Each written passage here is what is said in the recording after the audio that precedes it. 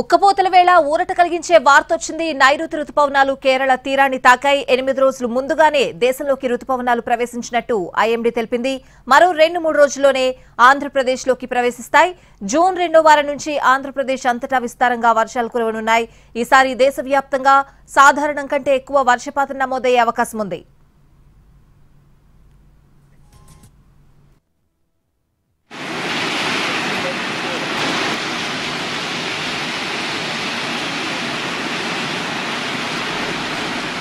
సాధారణంగా జూన్ 1 నాటికి రుతుపవనాలు కేరళ తీరాన్ని తాకుతాయి. కానీ ఈసారి మాత్రం చాలా ముందుగానే నైరుతి వచ్చేసింది. అంచనాల కంటే ముందుగానే రుతుపవనాలు రావడం 16 ఏళ్లలో ఇదే తొలిసారి. 2009లో మే 23నే నైరుతి రుతుపవనాలు కేరళను తాకాయి. గత ఏడాది మే 30న మాన్సూన్ వచ్చింది. అంతకుముందు సంవత్సరం జూన్ 8న దేశంలోకి ప్రవేశించాయి నైరుతి రుతుపవనాలు. 2022లో మే 29న, 2021లో జూన్ 3న, 2020లో జూన్ 1న రుతుపవనాలు కేరళకొచ్చాయి.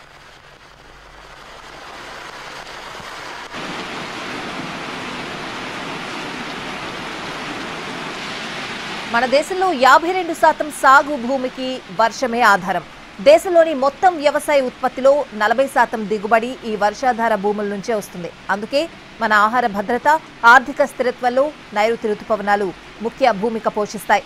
ఈసారి దేశవ్యాప్తంగా సాధారణం కంటే ఎక్కువ వర్షపాతం నమోదవుతుందన్న అంచనాలు అన్ని వర్గాల్లో ఉత్సాహాన్ని నింపుతున్నాయి.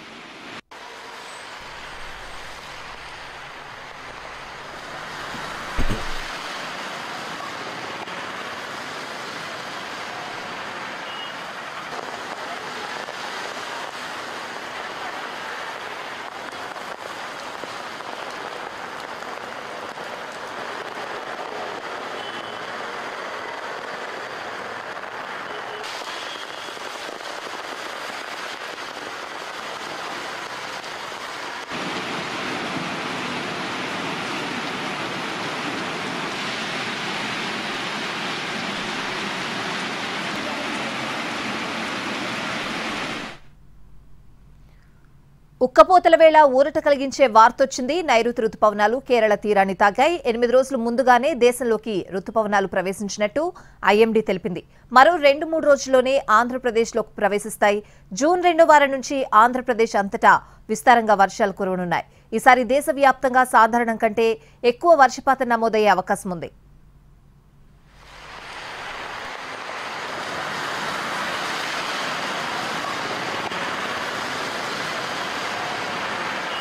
సాధారణంగా జూన్ 1 నాటికి రుతుపవనాలు కేరళ తీరాన్ని తాకుతాయి. కానీ ఈసారి మాత్రం చాలా ముందుగానే నైరుతి వచ్చేసింది.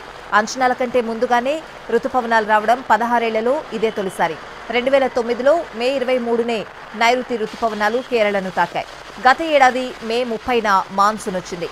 అంతకు ముందు సంవత్సరం జూన్ 8న దేశంలోకి ప్రవేశించాయి నైరుతి రుతుపవనాలు. 2022లో మే 29న, 2021లో జూన్ 3న, 2020లో జూన్ 1న రుతుపవనాలు కేరళకొచ్చాయి.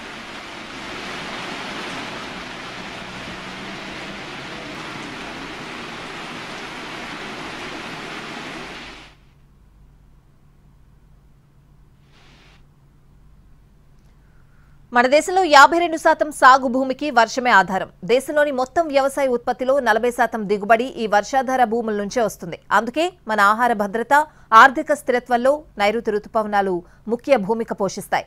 ఈసారి దేశవ్యాప్తంగా సాధారణం కంటే ఎక్కువ వర్షపాతం నమోదవుతుందన్న అంచనాలు అన్ని వర్గాల్లో ఉత్సాహాన్ని నింపుతున్నాయి.